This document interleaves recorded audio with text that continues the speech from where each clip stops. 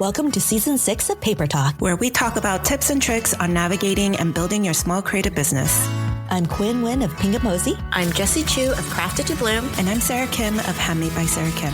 In Season 6, we'll be sharing our experiences and insights on running a small creative business, from managing finances to building your brand. We'll also be interviewing other small business owners and experts in the field to get their perspectives and advice. So join us as we dive into the world of small creative businesses and help you take it to the next level. Welcome to another episode of Paper Talk. Today, we have a special guest. Her name is May Ling Chen of Petals by You from Malaysia. Welcome, May Ling. How are you? Yay. Hello, I'm good. Thank you. How are you guys? We are so happy that you are here. And I think most of our audience followed you on Instagram, and that's where I seen your beautiful work. We were chatting beforehand, and I had no idea May Ling worked on so many different mediums.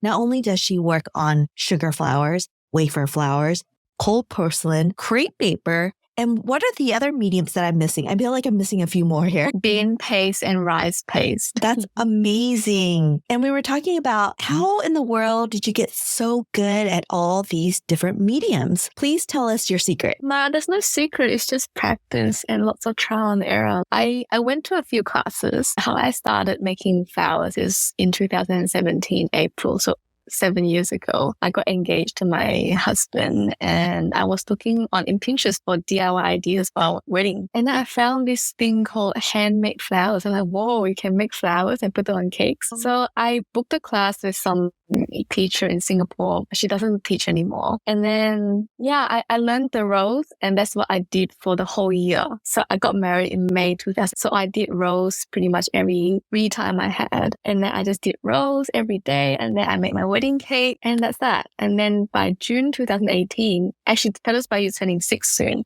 In June 2018, I decided to start an Instagram page. And then how did I get good? I think COVID really was a blessing in disguise, like lockdowns, right? So I was at home. I didn't have a job then because I already quit my previous job. So I was just in between jobs, and then I wanted to explore style full time as well. So I thought, okay, I have all the materials, I have all the time. So I made one flower every day. So if you looked at my Instagram back in 2020, 2021, you'll see a new update every day. There may be different colored peonies, but there'll be different flower every day. So that's how I got at making flowers.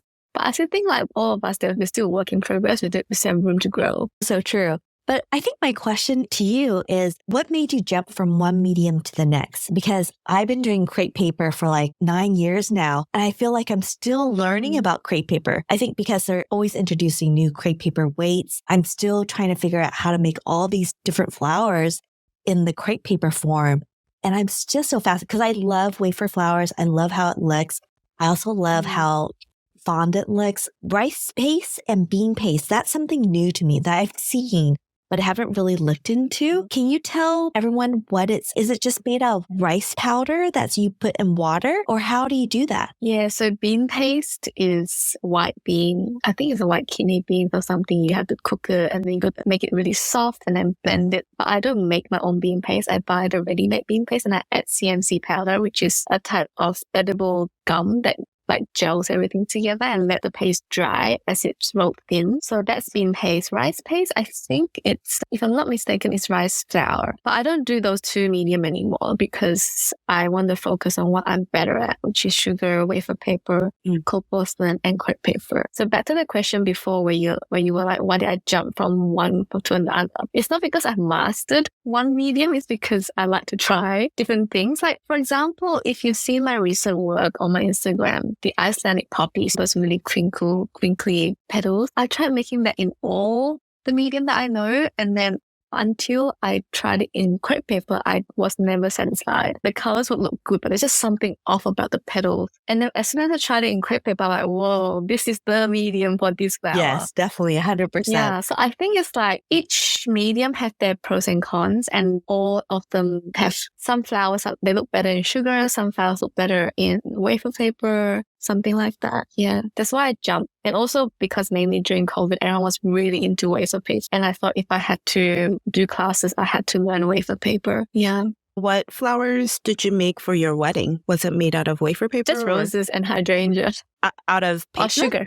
Oh, sugar. Sugar. Oh. So it's not like fondant, but it's called gum paste. So it's similar. It's sugar paste, but fondant cannot be rolled as thin and it doesn't dry as fast. So flowers that you see on Instagram, if you see the caption, it says sugar flowers, it's usually flower paste or gum paste. So did you make that for your cake or was it your whole bouquet? I didn't try bouquet. I just tried cake. I have a pastry background as well. I have a diploma in baking, so I thought I could make my own cake. But I didn't make real cake because I thought, because wedding is already so stressful to organize, right? I made my own wedding favors. So I made like chocolate truffles.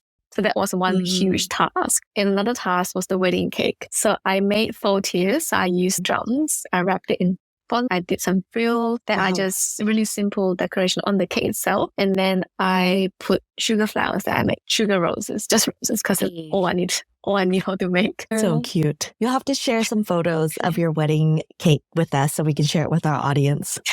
Sure, I'll share it with you. That was almost 6 years ago as well. Our wedding anniversary is this Saturday. Oh, happy anniversary to the both of you. Thank you. 6 years.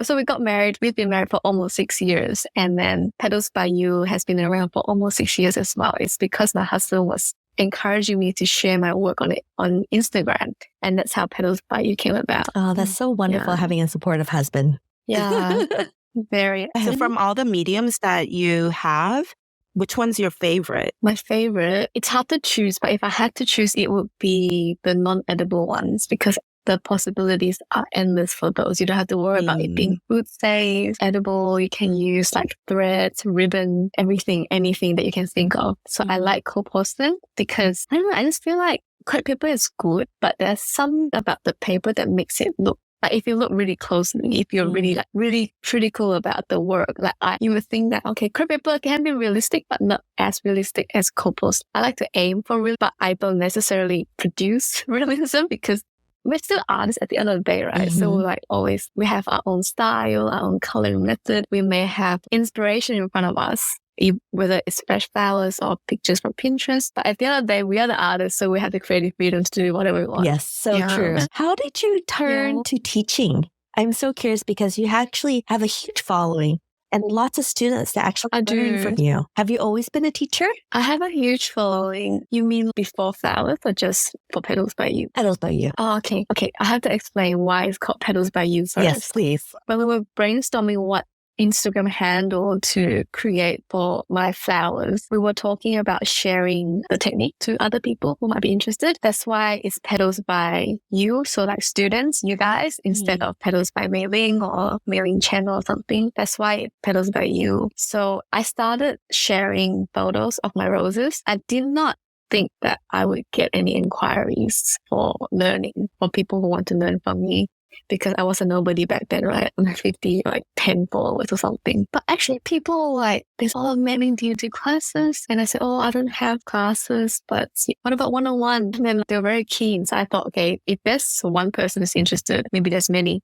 So I'll just make a poster with my flower, have some wording on it, the dates and everything. And actually, I did quite well back then. My classes are all very small, so 4 to 5 students max. I don't like big classes because I like the interaction between me and my students, and I also like to have a cozier workshop where they don't have to fight for space to look at what I'm doing. Yeah. Back in the days when I had a smaller following, I had higher engagement, I had higher sign-up rates. Yeah. So in terms of Petals by You, I've always been a teacher. But recently I'm trying to also add another side or another aspect to Petals by You, which is to sell my art. Yeah. I love that. But I can't cut off teaching because teaching is, I wouldn't say easy, but teaching it's nice to see students their faces light up. I made this, and then you see them become from a complete beginner to someone who's confident with the material. So that's nice. But I'm also looking for something more because I've been doing teaching for almost 6 years now. So I want something more. So how are you changing to be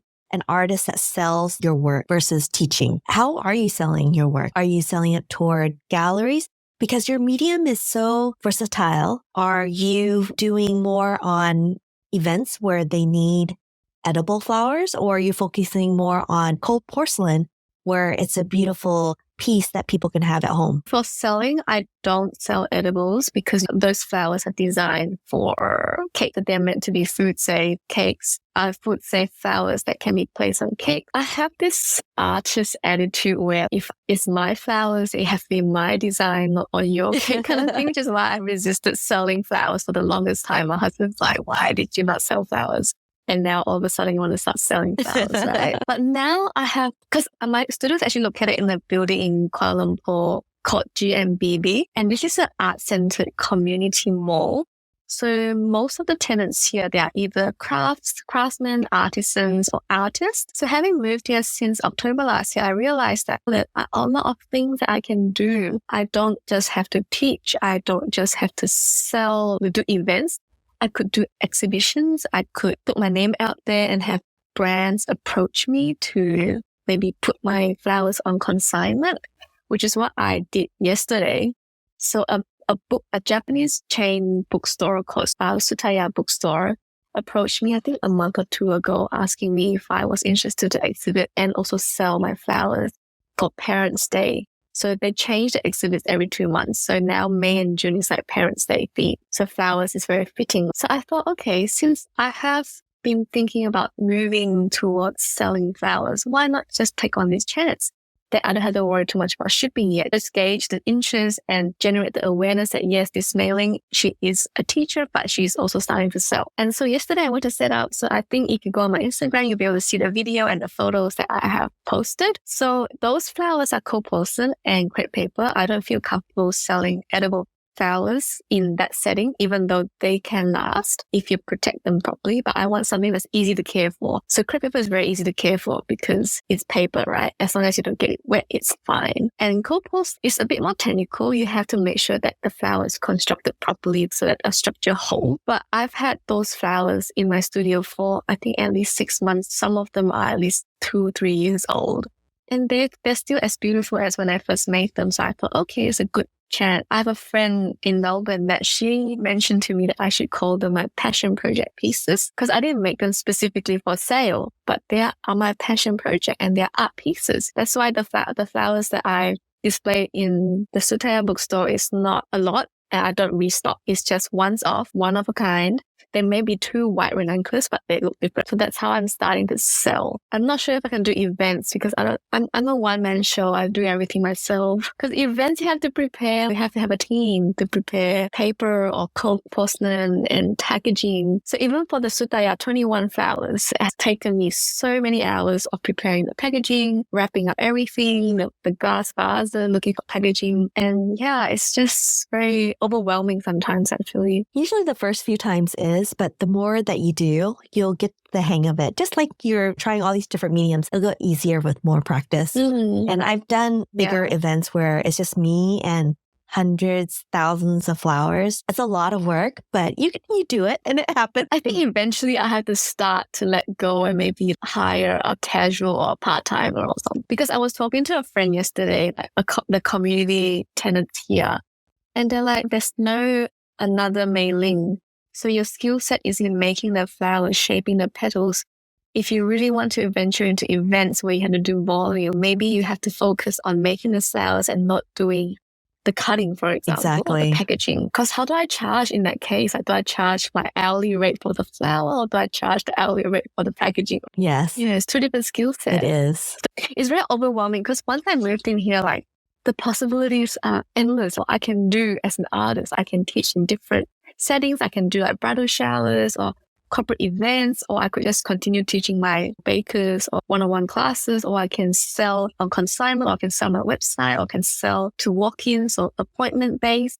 There's so many things. So many things. But yeah, and on top, I was talking to Sarah the other day on Instagram that we have to manage our social media accounts. I don't have a social media manager. Yes. Everyone's surprised that I don't use ChatGPT for my captions. I write everything myself. It's more personal. I do too. It doesn't know. Yeah. Yeah, because it's because Petals by You is me and I am Petals by You. So if I get jitty, you'll be like ChatGPT by you. Not me. So true. Yeah. It could be very overwhelming because I'm a one-man show too. Yeah. Yeah. And I used to have a bunch of like assistants at one point, but I'm a terrible boss. I'm a terrible manager. I'm a terrible boss. I realized like a whole new job. We're an artist. If you want to manage people, then you're a manager. And that's a whole new role that I didn't know how to navigate while I was spending my money. While I was paying them, I was learning that I'm a terrible boss. I learned the hard way. It was perfect timing. The pandemic happened and I'm letting go of my whole team. And I don't do events as much either because I don't have a team to help me. But I feel like that's why we have Quinn. I have my paper flower community. If I needed any type of outsourcing, I could figure it out. If not, I could try to do it if I could handle it. Yeah. I know Quinn has a handful of people, right? Mm-hmm. I do. Yeah, I listened to a podcast and you say you pay them quite well and then you teach them the necessary skills. But like the thing is, the field is still quite niche. So not many people do it. And the community that I was talking about, there are other artists from different fields like fluid art, acrylic art, like terrazzo art. They're not really flower making. Like in the entire building, there's so many acrylic artists, but no handmade flower artists. Whenever I tell people that, oh, I make flowers. Oh, are you a florist? Do you arrange flowers? Like, no. And then they come to my studio like, wow, is this those preserved flowers? Like, no, they're not preserved flowers. I make them petal by petal. And I show them my videos and like, whoa, really actually petal by petal. No, I feel like even here, like we do have a couple artists here and there that I know are from California or from Seattle. But even then, there's only a handful. And it's tricky when you want to hire people. And I feel like you said, you have to just make them do like the work that doesn't really matter, cutting the wire. I make my husband do that. I'm like, cut the wire into little pieces. I wouldn't even let my husband help me cut my paper because I'm a control paper. I have to cut it this way in this order. The paper I cut, it's the wire, like He's the like, little pieces. Can I help you so that we're faster? And I'm like, no, I want to cut it myself. You can just sit there and just accompany me in my studio while I cut at 8:30 p.m. at night. He's such a good husband, so supportive. He's so supportive. He's seen me through ups and downs. We met in university when we were studying commerce and law back then. We studied the same subject, but same course, but he was 1 year above me. Yeah, we met at a student society and then everything is history. We've been married for almost 6 years now. Congratulations. That's wonderful. And he's so supportive. Like without his nudge, I wouldn't even have, like maybe Petals by You will eventually be around, but I don't think it would have happened back in that June 2018. I think we have taken me way longer. And he supports me. Like he's my technical support because I'm an artist, right? Okay, even though I studied accounting, I studied law, I have some business background, but like the technology sides, like I design my own website. Like everything I do myself, I never outsource anything besides designing of my logo. And then when I first designed my website, he's like, oh yeah, it looks good and everything. But there's always a but. You didn't do SEO. So even though your website and your photos are so pretty, no one can search for you. Google will never index your page. So he just nudged me toward the right direction. And I learned how to do all the keywords and the tags. And now if you search, I don't know, handmade flower KL, I'm on like the first page. Not the first result, but on the first page. Yeah, on my online course as well. It's a different website, but it's still on the first page, which is a good thing. It took 5-6 years to get to that point. Yeah, I'm still learning. Yes, we're all still learning. Yeah. I really admire Sarah because you do content and it's hard. Like you're like, oh yeah, if I'm cutting, there's going to be 2 shots of me cutting. But then you had to cut the thing twice, right? Yeah, I do double action. But then cutting things twice, you have to cut things twice often. So if you're cutting like 5 petals, you cut 5 times. So during those 5 times, they'll have different angles. But on the actual final look, it looks like I only cut once. So I usually do that. Like fringes was like the easiest time to move your camera because there's so many fringes. Yes, so many. Yeah, so repetitive, right? And I love your videos because the sound, like the background noise is so quiet. There's nothing in the background. It's just your paper. And you peeling things off and cutting it so I know. It's so good. Thank you. That's why I have to do it when no one's in the house. It has to be very peaceful. So I do pick a day specific where I know it's like silent in the home. I bought the camera that you recommended. It's really good. Yeah. I barely have to edit for stabilization. And photos are good too, because I have different lenses. Yeah, no, it's a really good camera. So I'm so happy for you. I'm totally a Sony girl now. I went from Canon actually with Quinn, and then I made the whole move to Sony. So I feel like either one. Yeah. Sony's good. It's good. Very good. So do you record all your online courses, May Ling? You mean myself? Or do you go to a studio? Yeah, I do everything myself. No, I've never hired anyone for anything besides this studio that I'm recording the podcast. With my online classes, I have this tripod. I learn as I go, right? I make quick decisions. Even though I'm a perfectionist when it comes to flowers, in other decisions, I'm quite quick. For example, I didn't have the perfect tripod. I did the class anyway. I didn't have lighting. I did the class anyway. So 2 to 3. So the first 2 or 3 courses that I release, the content is good. Like I'm very proud of my syllabus and the way I teach, but maybe the lighting is a bit off, like relying on the sunlight and the sun moves. And then maybe the voiceover is a bit not so strong because I didn't have an external mic back then. But then I did it anyway because I really had to, because I had nothing else to do.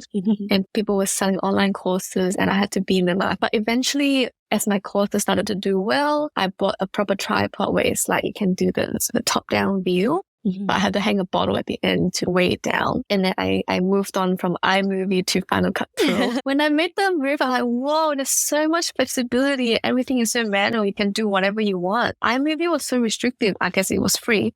But yeah, so I film everything myself. But because I'm the artist, so I know what angle to do, how much to film, and I can film everything in one shot, like maybe a 10, 20-minute shot.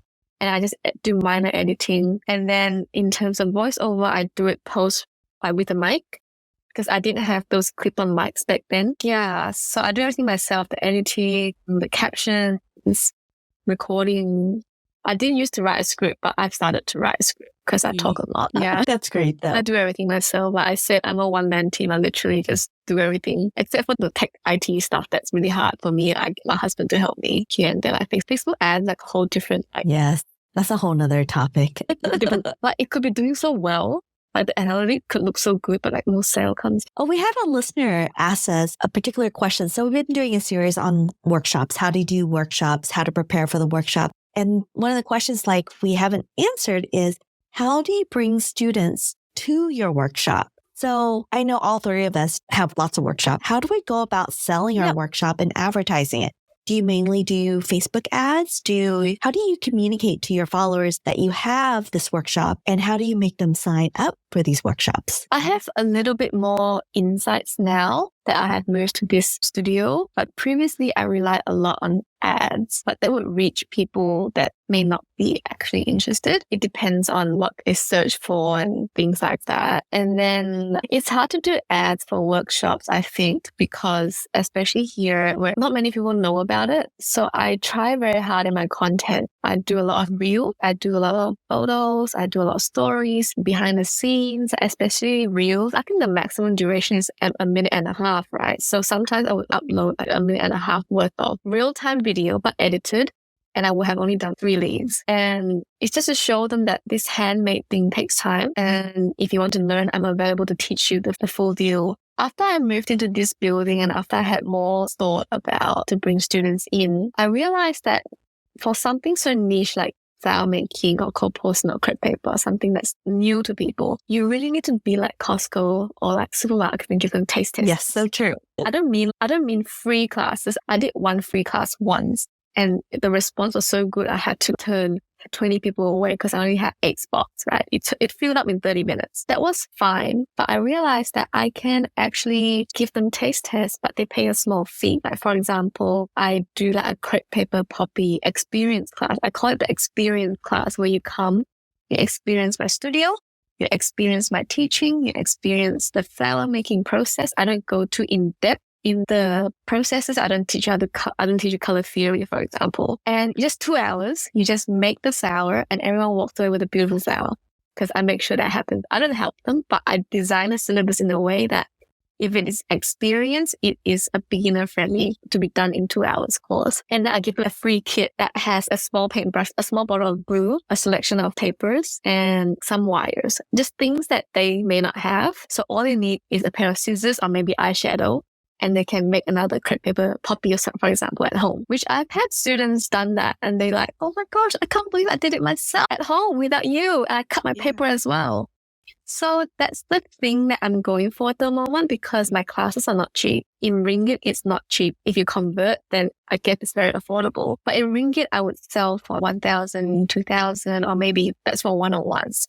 But for group classes, I would sell for a few hundred, even though it doesn't sound like much in dollars. It's a lot in ringgit. And for a hobby class, it's a lot. If they're unsure, it's pay 400 or 500 and they come to a group class.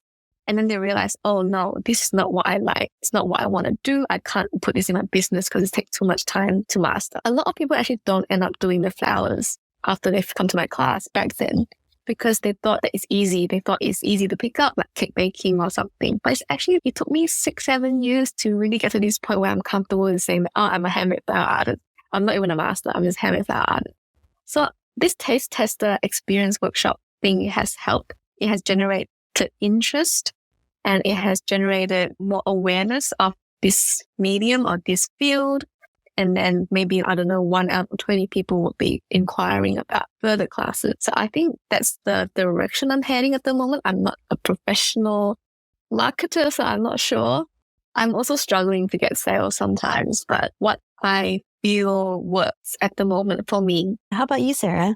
You do a lot of workshop. You have one coming up for Mother's Day. How are you marketing? Before the pandemic, I was doing it almost every weekend, and it was usually sold out every weekend. And our sold out capacity was bigger than it is right now. Just ever since the pandemic, it's not the same at 24 people. And then now it's 20, which is 24 is sold out. Yeah, every week. But now, like, I do it like seasonally. 100 people every month. Yeah, sometimes multiple times a weekend. So I definitely hit the right moment of when workshops did really well. But definitely the pandemic, I don't know, people, just the economy and people don't want to go out as much or they're more frugal. And online classes, many more resources and things like that. But I still do it for seasonals. And so like Mother's Day is like a huge one, Valentine's Day. But I would say when I first started, I definitely planned to partner with people that do have social media presence. So if it's a store, I am picky. Oh, now more than ever. Definitely in the beginning, I think I just took whatever I can get. But now I am like, okay, if you have enough presence locally, then yes, of course, I would want to be a part of it.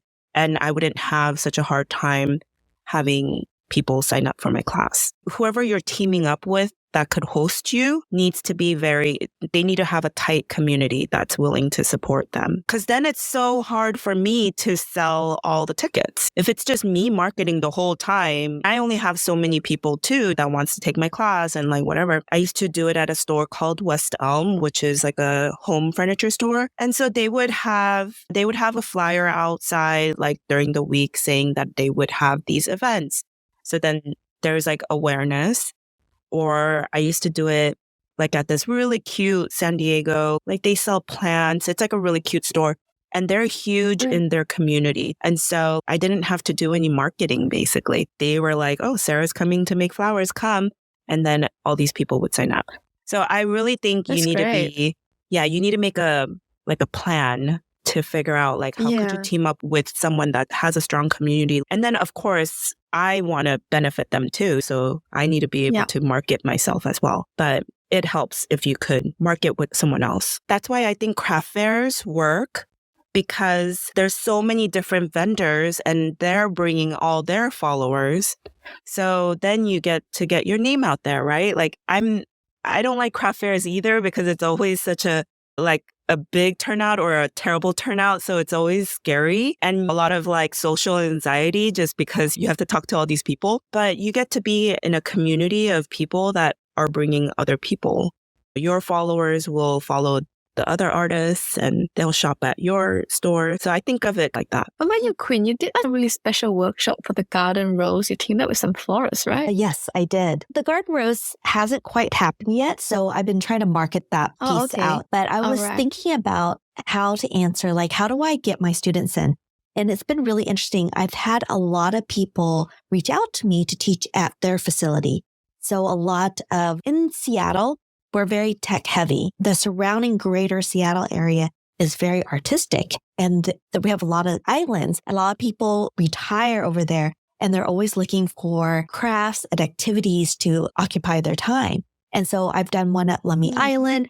I'm doing one at Whidbey Island. I'm doing it a little bit scattered all over the greater Seattle area. And I'm also hoping to do some in Southern California because I have family down there. And I also hope to do some more in Texas because I also have family there too, because I can stay for free. Traveling. I know.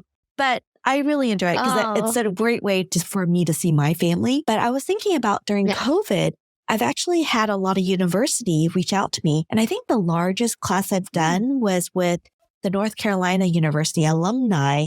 And they did all the marketing. All I had to do was show up, and we had over 100 students. And it was really fun.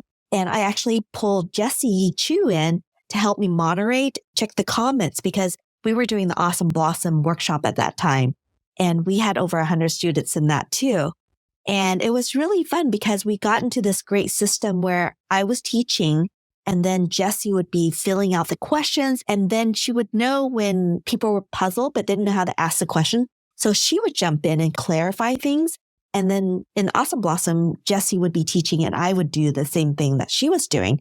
And I think it was really great because when I was doing the Posy box for my online courses, I actually hired other artists to teach it for my box. But I also would be in the tutorial too, because I realized when you're teaching so much and you're not realizing where the student's coming from.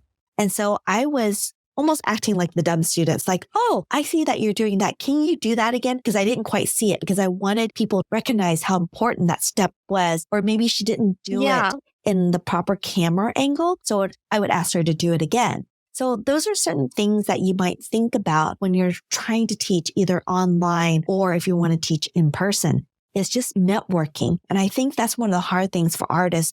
Because Sarah and May Ling, you mentioned that you're both introvert, is how do you go about reaching out to the community to say you're ready to teach? And the thing is, when you're teaching a small group of people, everyone, yes, is staring at you, but you have to recognize their focus on what their hand is doing. So all the attention is not on you. So teaching is actually a great way for introvert to share their craft, which I find really wonderful.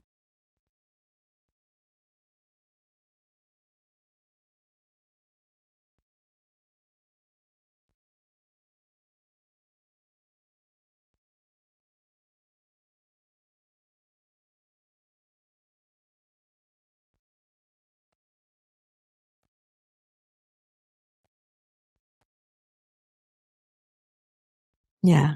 I have to share a little story. Recently, I actually was asked to do a television spot that I think by the time this episode comes out, it'll be out, so I can probably say it. So CBS Sunday Morning came over to Seattle, interviewed me for one of their Mother's Day episode, and I was having a testing day because we're still editing and we were doing the testing phase for all the tutorials. So we had about 20 people in this area, and every single person was doing a different flower. Let me tell you how long and difficult the whole day was because the crew actually came to my house at 8:30 in the morning. I had hair and makeup done at 7. They came and we were interviewing from 8:30 a.m. until 6:30 p.m. And it was such a long day where I was literally on call the entire day. I never really had a break, except when I was driving from my house to the studio, which was about maybe 20 minutes where I had a little bit of downtime. But it was hard to be on that long and to be able to switch your brain from teaching how to make a peony, how to make a zinnia, how to make a dahlia, how to make a chamomile. It was just like so many, okay, what are you working on? What problem are you having? How can I fix it? And it was just really fun. And it made me realize I do know how to make paper flowers. And there's ways that you can actually teach. I would suggest this to everyone.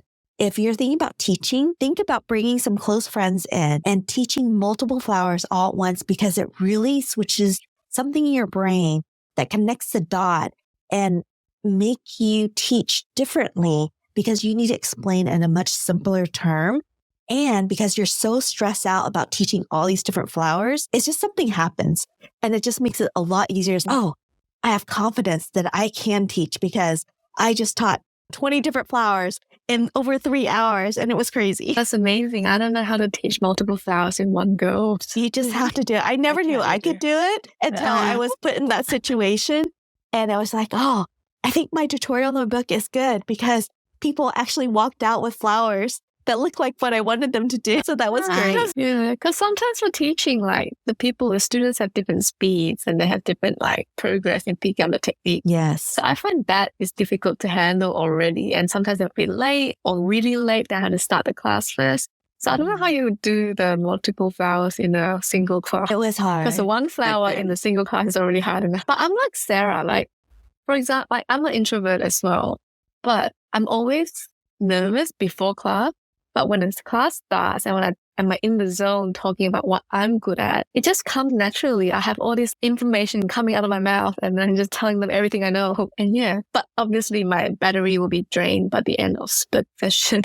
Make sure you have a limit on your workshop because just know how far you can go. And if it's 3 hours, is it 8 hours? Is it multiple days? How do you recharge every single day to show up the next day for your students? Yeah, I don't do multiple back-to-back workshops unless it's for Mother's Day, which is what I'm doing right now. But if I do the proper 8-hour class, I would space them out if I have different students. But if they're learning one style that takes 2 days, then I have no choice but to do it. But yeah, I usually space them out. Like my experience class is like once every 2 weeks. How do you recharge from your workshop? I just zone out. Do you stare at TikTok? Yeah. Do you like go watch or read? I'm not on TikTok actually. I don't read because read takes too much energy. Because I read word by word. So it takes too much energy for me to read. But I recharge by, I think I have multiple accounts. I have one for flowers, obviously. I have one for cooking and I have one for my personal. So when I want to break from flowers, I look at cooking or my personal, my friends' updates. And then I literally just zone out. I don't even look at anything. I just sit there and it says rest for like 10, 15 minutes. And then I like pack up and get on with my day. How about you, Sarah? Yeah, what do me you too. do? Same thing. I take off my shoes and then I just lay down and I don't want anyone to talk to me for a good hour. And my husband knows. Okay, you need 1 hour. I need like 15 minutes. I probably need more than an hour. I'll give them an hour. Yeah. When the class goes really well, there's this adrenaline rush after the class as well. So you got to calm down and then just got to recharge, even though because battery is low, but you're running on adrenaline. So true. Yeah. So I think getting students to sign up, that you really need to just put yourself out there, yourself or the brand out there. Tell people there's such a thing, such a class, and you just got to keep trying until someone comes to you. And you also need to know how to pivot, like change. If you've been marketing sugar rolls for 3 months or something and no one has signed up, then obviously either people don't want to learn that role or people don't want to pay that price. So maybe you have to adjust the price, adjust the dates, adjust timing, or adjust the flower. Exactly. So you have to learn how to change. Don't be so rigid. Yeah. Be more flexible. I have to agree. Yeah. So May Ling, you've been doing this for 6 years now. What makes you keep going on? And where do you see Petals by You moving in the next year or 5 years or 10 years? Okay. Let me just start by saying I don't plan that much ahead. 5 to 10 years. I plan by maybe the month or maximum till like next year for now. Because, okay, you know why? Because I have this mental health condition called bipolar, and it means that my mood swings are more intensive and more bigger than normal people that doesn't have the disorder, right? So when I'm sad, I'm very sad, very depressed. I don't get out of bed. I don't want to do anything. I don't even want to shower or eat. And then when I'm the opposite, bipolar means there's two extreme opposites, right? When the opposite of depression is hypomanic. For me, it's hypomanic, which is the milder side of mania. So that's when I'm very confident, very creative, very productive. I don't need sleep. So it's really different. So when I'm in the state where I'm hypomanic, I would make lots of plans. I can do this, I can do that. I can do everything and I will do everything. And then what goes up will come down. And then when I come down to even just normal state, I'll be like, why did I make all those plans? Why did I make all those commitments? And then when I come down to depression, it's even worse. I don't want to get out of bed. So even though I've been diagnosed and I've been on medication for like 10, 11 years, I was in denial for, 8, 9 years. Where it's like, oh, it's okay. It's not really a real condition. I'll snap out of it one day. It wasn't until last year that I was really like, it's real. It's been with me for over a decade and it's not going anywhere. And I have to start taking charge. So that's when I started to see a therapist on top of a psychiatrist. And she's May Ling, you need to really take charge of your condition. It's you. Your husband can support you, but at the end of the day, it's your life, your work. Because in 2022 or 21, I had quite a severe hypomanic episode where I took on a lot of plans, a lot of teaching opportunities, like even overseas, going to Kuwait. And then when I came down to depression, I was like, I overpromised that I cannot deliver. I completely overpromised. I was so overconfident that I promised too much. And then I really needed to cancel everything. Because if I cancel, I don't want to say excuse, but a reason for canceling is because I'm not well. But if I go to that class, I charge the money and I can't deliver. That's a different kind of hit on my reputation. It's like this teacher is just a scam on Instagram, which doesn't do the real thing. So I made the tough decision to cancel a lot of things in that year. And that was fine in terms of professional. Like I managed to save my, reputation or whatnot. But obviously it was bad because I had to cancel. It made me realize, even though I feel so confident and so creative when I'm at that state, I really need to write everything down somewhere on paper, on my phone, and see how much is on my tray. A tray of tasks can only balance when you put them in a balanced manner. Not too full, not lopsided, and it has to be just nice. For example, if the tray can fit 10 tasks, if I want to add on another task, I have to take one out, shelve it. Don't chuck it out, just shelve it if you can. And then just assess from there. So I have this thing now where I use Notion where I track my year. And then I like, okay, I'm fully booked for projects, but I can take on some small classes here and there. So that's where I'm at now. And that's where I'm still a work in progress in terms of trying to manage mental health and my business. And my husband's still a great support. But I feel like this visualizing the tray thing. Okay, if the project is like 4 items worth of things, they take 4 things out and then put the big project in. You can't take on so much, especially for me as a one-man team. And also on top of that, I have this slight instability in my mood where I know I can go up and down. I really need to manage my tray of tasks or projects. And then at the same time, take charge of writing journal, keeping track of my mood, rating myself. So now I have a journal where I write like the date, and then I'll have a scale, and then I'll write about what happened during the day. Did I have coffee? Did I meet people? Was I very sociable?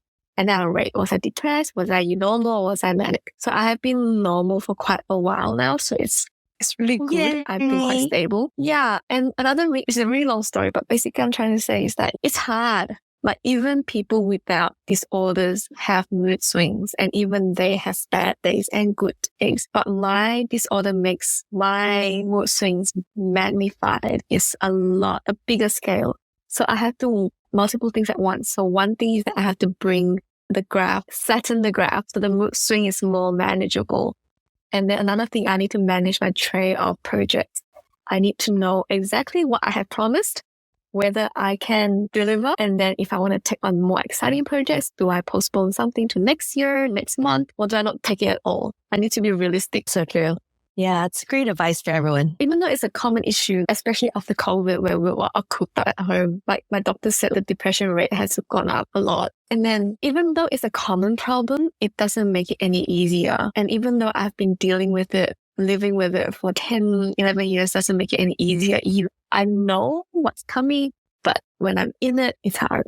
But there's one thing that I really like about this building, GNBB, is that it's a community. It's not like a shopping mall where everyone is doing their own thing. Some selling clothes, some selling shoes, and they don't really come together as a community. Whereas this small, everyone's artists. Everyone has some similarity. Okay, we may not be friends with every single one of them, but we help each other. And my doctor said that I'm happier now, maybe not because of medication.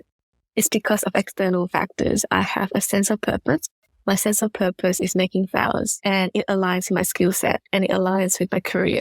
So I'm one of the lucky few people that are doing something I love for a living. Another thing is I have a sense of community now. I'm no longer cooped up at home. I'm no longer just seeing my husband and then just talking to my friends on WhatsApp, because most of my friends are overseas. I have physical people who are actually like in person talking to me, supporting me, helping me move boxes when I need to. And I'm just a lot happier now, not because I'm hypomanic, but because I have all this, I think, more clarity as well.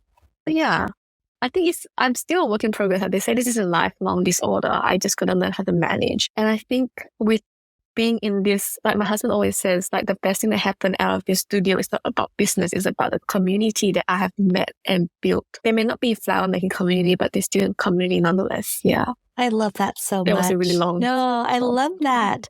I think that's the reason why we did Paper Talk, is because it's a community of people, of listeners, just like people that are listening right now, because they feel our pain. They feel the struggle. They know what we're talking about. Yeah. And it's so important to be able to share the story and to know that you're not alone feeling the way that you are. And that's so true, because I discovered your podcast, I think maybe through Nita Push Faith, her episode. And I was like, wow. That makes me so incredibly happy. Yeah, I've shared your episodes a few times as well on Instagram. Yes, we appreciate that. I think that's how I caught your attention, actually. I shared Paper Talk, I tagged you and Jesse, you guys. I realized that, oh, I exist. That's the beauty of Instagram these days. You just got to tag someone. You don't have to be annoying and tag them every time. But if you talk about something valuable, and if it's like it resonates with them, and if they want to be your friend, it's like when real life friends as well, right? They got to like you. Yeah, you tag them, and if they see your content, they like you, then you guys can form like a bond, a community, or be just moral support for each other online. And I think that's good enough for some people, but for me, I have moved on to where I need more than just online friends. Mm-hmm. Yeah, definitely. Yeah. I think as the world moved from COVID to having in-person workshop, more normal, traveling now, and it's so important to be able to reach out across the world and know that you have a friend in Malaysia or Singapore or Korea, and hey, I'm coming to visit you. I speak to this Canadian cake artist quite often, like different time zone. She does cakes, wedding cakes, and I do like flowers download cakes. But we can talk about business, online classes, strategies, or just support each other through reaction. I think that's good enough. But if you have in-person friends, it's even better. They don't even have to do the same thing as you. They could be just another creative, a photographer or a painter. Yeah. I think, Queen, you have a lot of creative friends, photographers. Yes, I do. Other florists. Yes, I have so many. I love my Flower Power group. Yeah. So we used to meet monthly. It totally saved me during COVID because we actually met outdoors. We were able to talk about flowers, about what's happening in everyone's life. And it was just so wonderful just to be able to hang out with people when you couldn't hang out with people. But we were all in the same mindset about being safe. And it was just really wonderful to connect with people. And I have to say, anybody that loves flowers are truly beautiful, wonderful people. And it's just the people that I love hanging out with. I just resonate with them a lot. Yeah. Previously, my friendship circle, they are all from university times. So they're mostly in corporate jobs, being lawyers or accountants or finance or something. So they're good friends. We're still close. We can still talk about life. But if I want more input like on business side of things, or just want to talk about classes or how to organize my day as a content creator / teacher / everything, sometimes they may not understand. And I find that having this community now, either online and in GMEB, it really helped a lot. Because husband is supportive. He's very supportive, but there's only so much he can take from me. I think all husbands can say that about us. Exactly. Because I want to say like this, being in this building has also brought many opportunities like collaboration. I'm having an exhibition at the end of this year. Oh, congratulations. Yay. That's so exciting. Yeah, in December, we're doing this wintry theme immersive experience where we talk about, there are sunflowers that bloom in harsh conditions. I think the plum blossom in China does that. So we're trying to get that, talk about when the days are short and when the nights are long and when it's very dreary and depressing. Some good is going to come soon, which is the plum blossom. And then soon enough, spring will come, daffodils will be there, tulips will come, and then soon summer will be here and there'll be like hydrangea and all that. So it's something along that line of an immersive experience. It's a dual exhibition between me and an acrylic artist. So his art is like very cool tone, minimalist. So it's like very wintry. And then my style will be like the vibrant thing. So I'm quite excited about that one. So in addition to classes and selling things at the bookshop, I have this exhibition to prepare for as well. And also my anniversary, my Petals by You anniversary, 6th anniversary. Yay. That's going to be so exciting. Before we end the podcast, we always end it with, what is your favorite snack that you are enjoying right now? It is my favorite question. I've been preparing for this question since yesterday. What do I talk about? I eat so much snacks. But my favorite recently, I have a really, I have a sweet tooth. I love everything sweet. Even savory food, if it's like slightly sweet, I love it. In terms of snack, I love recently coffee bean, but covered in chocolate. Have you guys had that? Yes. It's really good. Yes. So good. It's hard to find in Malaysia. So when I went to Melbourne, I bought a packet and I finished it already. It was like 3-4 weeks ago. It's so easy to eat because it's so small. You just pop in your mouth and it tastes so good. Coffee and chocolate. Yes. Cannot go wrong. Cannot go wrong. Yeah. How about you, Sarah? What are you enjoying right now? I love the yogurt from Seattle so much that I wanted to recreate it. So my friend recreated it. So we do squeeze a lime into non-fat Greek yogurt, add some crushed graham crackers with condensed milk. And then it tastes just like Eleanor's. Because we don't get that yogurt brand in California, or it's really hard to find. We have to go to bougie places that might find them. But yeah, so we just make them like that. And it tastes just like it. Squeeze a lime, Greek yogurt, graham crackers crushed, and then condensed milk. Yum. It sounds like the healthier version of cheesecake. Yes. It's not healthy. With graham crackers. Yeah. Yogurt though, Greek yogurt. Yeah. No, it tastes, But then all the it other tastes like toppings. cheesecake. Yeah. So the people that own Alina's, they sold it. But now they have their own little store at Pike's Place Market where they sell yogurt ice cream. And it's supposed to be delicious. So we'll have to go. Yes.